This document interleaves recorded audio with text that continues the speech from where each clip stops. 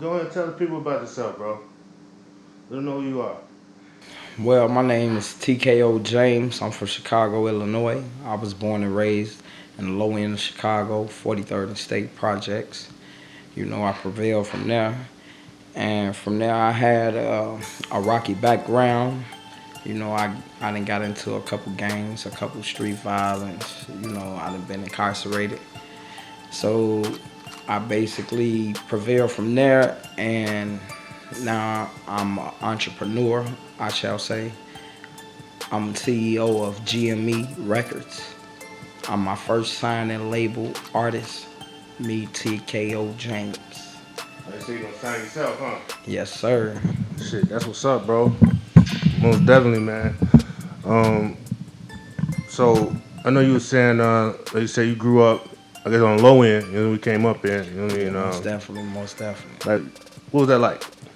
I mean, growing up in like a 16-story housing project, it has its days.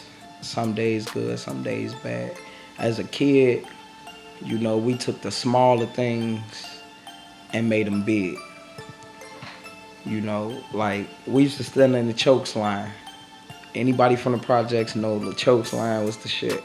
I don't care what they was giving out pizzas, cardboard, lunches, or whatever. We still on that third floor because we knew whatever was going on, we was down there. You know. So anybody that grew up in Chicago, you know what I'm saying? No shit could be hard. You know what I mean? So, uh, but how were you able to like kind of maneuver, these pitfalls of living in the city to at least get to where you at right now? You know what I mean? Because a lot of niggas don't maneuver right and don't make it. I mean, the one thing I would say is to have your own mind. Because a person that will follow somebody, you will never amount to anything. You gotta have your own mind first. I understand a person, you gotta follow somebody to be that leader, but you gotta make good choices. And your choices come from your decisions, from what you're thinking about and what your moves are. If somebody tell you it's raining outside money, when you run your butt to the door and you feel like, oh, it's raining money, you perceptive to do anything. But if you know for a fact, like, nah, I don't believe that it's just raining dollar bills out the sky, you're gonna question it. So I would say at that point, have your own mind. No doubt, no doubt. I know. So you say GME is the label, and you the first artist on the label. Yes, sir. How long you been making music? I've been making music since I was like 11, 12 years old. I started from Forest City in the basement. If anybody from Chicago know, Oh yeah, Forest City yeah. in the basement was the shit. Like you go down there, get your t-shirt spray painted, you go make a song about who you was in love with or whatever the case may be. You know, that's Yeah. where we started from. That's throwback right there. I do remember that. Like I used to do that shit myself. Man. So when you talk about like like the labels, you know what I'm saying, and music in general, because like I said, we are from Chicago. Like, Right. how much of this music plays a part in what you think is going on in the city, like the violence, shit like that. Just the climate of the city. Right. On that aspect, I feel like music have a big part of everyday life. It's like when you wake up and you put your clothes on. What you doing? You listen to music. You cleaning your house up. What you doing? Listen to music. You fixing the car. What you doing? Listen to music. Whether it's old, new, hip hop, R&B, soul, gospel, whatever it is, you listen to music and you letting that thrive your day to day. You see what I'm saying? So it plays a big impact from what we saying. What we saying as the new artist and what the old artist is saying. You see what I'm saying? So it definitely plays a big part because it's like a tool. You go in your toolbox and use this particular tool every day. When somebody hurts you, what you do? You run to music. That's the first thing before you pick your phone up. You might listen to a song that's imitating everything you going through. And you might listen to that song 3, 4 times, then you might call a friend and be like, oh yeah, this is what's going on, so and so did this to me. But music was your first outlet. Music gonna be your last outlet. because it's the voice of the people.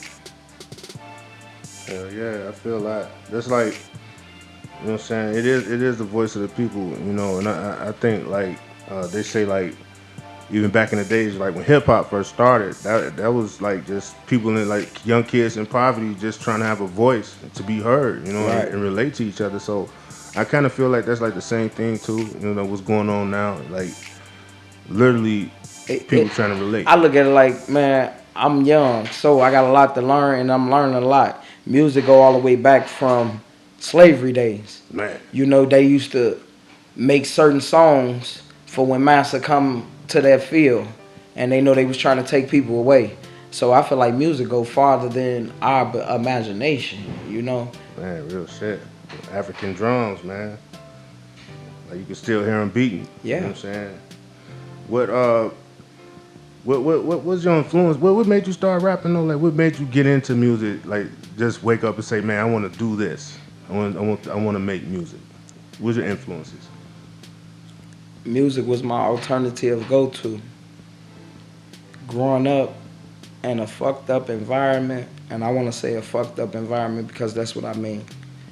You know, growing up with parents split, they divided and they fighting. Your family and your siblings not on the same accord.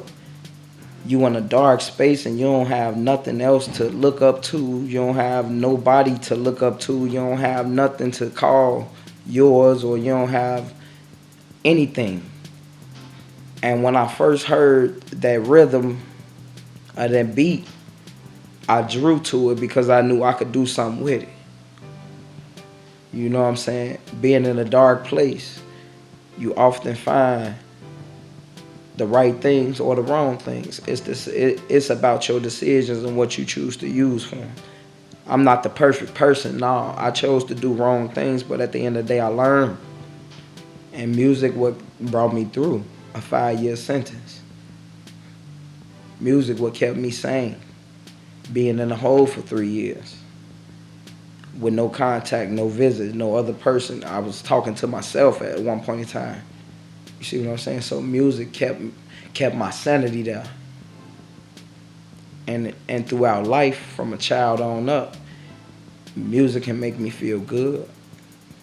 Music can heal me when I'm feeling bad. And the music can also make us happy. Some music can bring us together. Have you ever been at a family picnic or a family reunion? That one song, everybody jump up and dance. Or everybody get together. I don't care if y'all arguing, this motherfucker owe you money, or this motherfucker stole something out your grandma's house, or whatever. This one song where everybody have peace. You see what I'm Yeah, saying? it's gonna make everything okay. Like That's what music is to me. You know, yeah, it's a unity. It's peace. That's what's up, man. I mean, that's real deep. You know what I'm saying? Like what you just said, like man, you know, like it definitely it heals. You know what I'm saying? It helps. You know what I'm saying? Get you through things. You know, that's deep, bro. I mean, do you think like do you put that into your music? You know, because I mean, we just recorded a banger, and I was like, damn. And in the Most freestyle, off the definitely, most top, that shit was definitely. hot. You know what I mean? So I'm just like, what's your process like? You know what I'm saying? Like, say you're putting together a project. You know what I mean? What's your process when you're making a song? Like, what's your mind state? Okay, with making a song, I know the first thing I gotta do, I gotta have fun. You feel me? Fun is the ultimate key. What rappers don't realize they missing. Because without fun, your music gonna be heartbroken, hard feeling, grimy, backdoorish, thuggish, or whatever you want to call it, because you really ain't having fun. But when you put that fun, like the baby, say for instance, he talk about whatever he want to talk about, but in his songs he have fun, so the shit sound good. You see what I'm saying? Whether he fucking a stripper, he shooting a nigga for his brother revenge, or whether he just spending his money, he having fun doing it, and he putting that in the music. Yeah, You supposed to have fun first off. No, that I never thought of it like that. Like, and I listen to a lot of music. You know what I'm saying? Like, especially like from the city. 'Cause I mean, we in the studio, so I'm always running into artists. And you're right. It does seem like the thing is, especially like with I say the generation like right now though, that's on its way up right now. It seems like it's a lot of sad music, man. I mean, Yeah, people need to it's have real fun. Niggas need to sad. have fun, man. You're right. You know, you need to play with the music. You need to turn it back to what we used to do. Like, man, we used to go to the rink. I don't give a fuck if you get your ass beat. We used to go to the rink to go skate around, grab that girl that you want to see, or whatever you. Mm-hmm. But you used to the music that you used to listen to. It's fun. Yeah, yeah. I We mean, took the fun out of music. We but took the fun out of hip hop.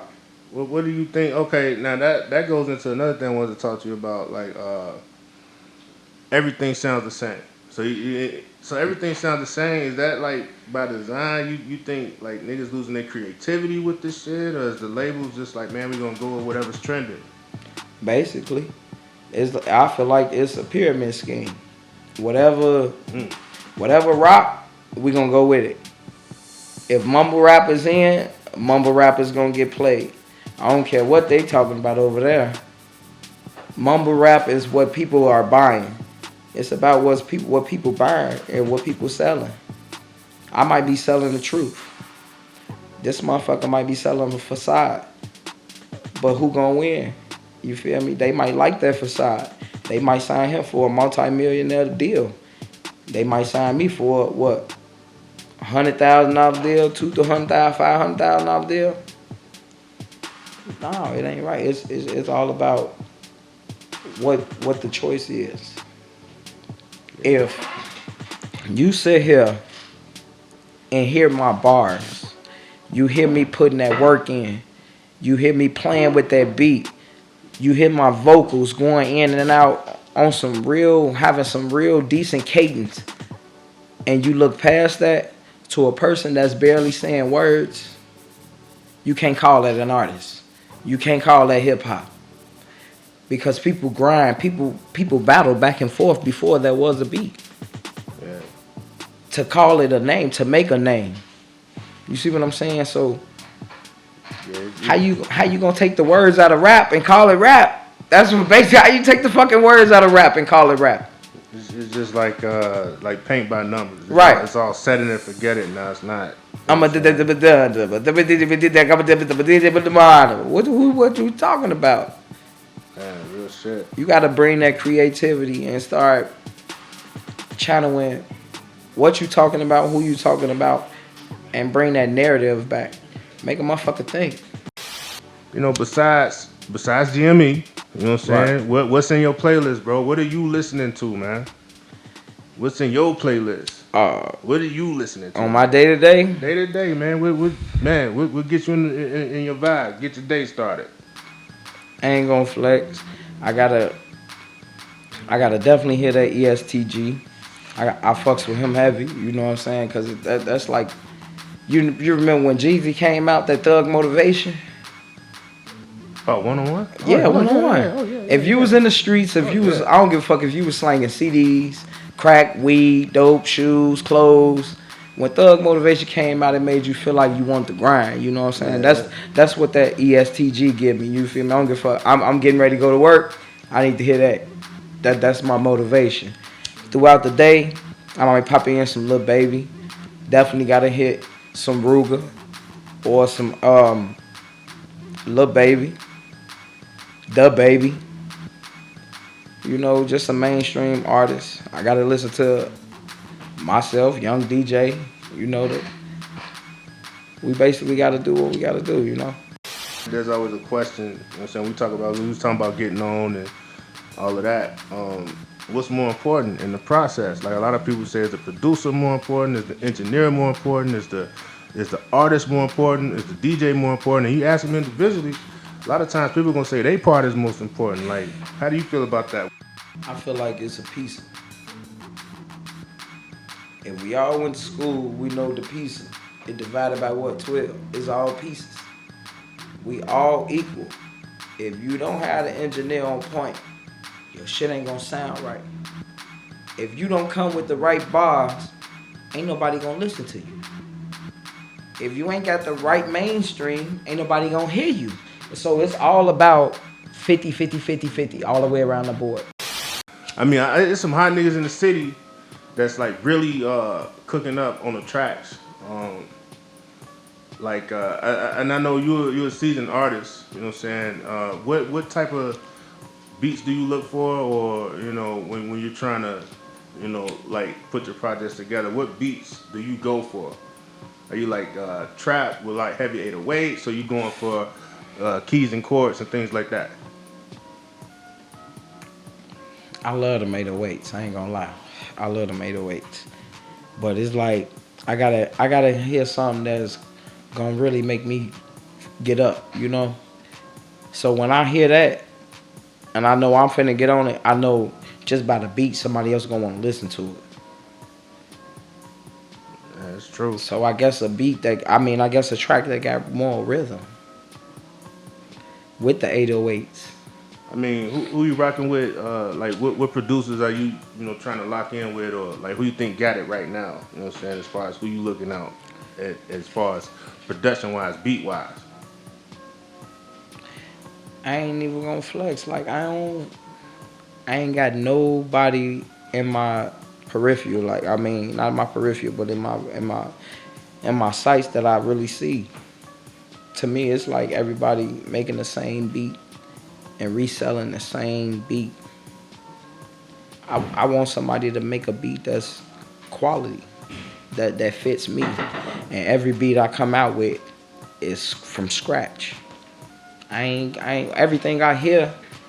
It kind of sound like it's made from something I've already heard. Yeah, actually, now that I think about it, I don't think I ever heard you come in and say, "Man, pull up this YouTube beat." I hear a lot of people. They come in, they pay for studio time, do all this shit, and then they say, "Pull up this YouTube beat." Right, You know, because it's like shit. Who really on the internet paying for beats? I just did that shit. I lost 15 beats, but I got 5 back, and I just went and laid one down. but I mean that's business though. Like, Business is I business. mean, Still being gonna go on. you doing your thing, and do you feel like that's like putting you ahead of the curve, where you're understanding that being able to purchase these beats and get the rights to what you need to do to put it out, because a lot of people are gonna get these beats from YouTube. They ain't be able to put it out, or they gonna get this shit yanked off the internet as soon as they put it out. Exactly. That's what you become. That's when you become a SoundCloud rapper or a YouTube rapper. You know what I'm saying? Because you hoping for a dream. You hoping for a motherfucker to look on YouTube that's a millionaire and see your song just pop up. I don't think it worked like It that. don't work like that. On the business side, you gotta put your shit on these platforms. You see what I'm saying? I don't give a fuck if you got a Facebook, Spotify, Twitter, MySpace, Instagram, your space, his space, her space, whatever you got, you gotta put it out there like that. And I'm learning that today because as a today's rapper, I'm a street nigga. You ain't finna, don't take no picture of me, don't post me. But now it's like I'm in the rapping, so it's like shit. Post me, take a picture. You see what I'm saying? Right. Share my shit.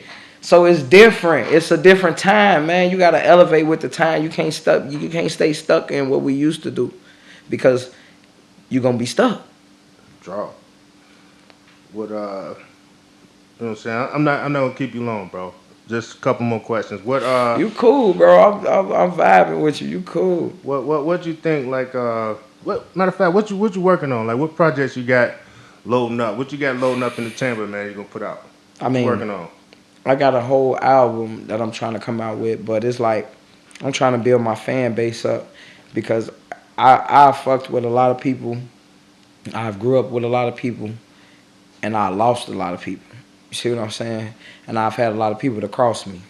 So at this point, I'm just trying to elevate, and the people that I do come across, I hope they are loyal to me. So the album that I'm working on is called No Turning Back Now. You see what I'm saying? So whatever happens, happen. But my guard is gonna be up at the end of the day. I got a Always. song called Taking My Spot. You know what I'm saying? it's kind of like it got like a 5 heartbeats thing. If you know how 5 heartbeats went down, you know everybody fought for a spot. At the end of the day, they had their own struggles, their own problems. One person wanted greed, one person wanted drugs, one person wanted fame, one person wanted to just make music. You see what I'm saying? So that's kind of like life. Yeah, it definitely is, man. And I must say that that's a classic. Matter of fact, side question: what's better, 5 Heartbeats or the Temptations? That's a motherfucker though. That ain't gonna flex. That's a hard one.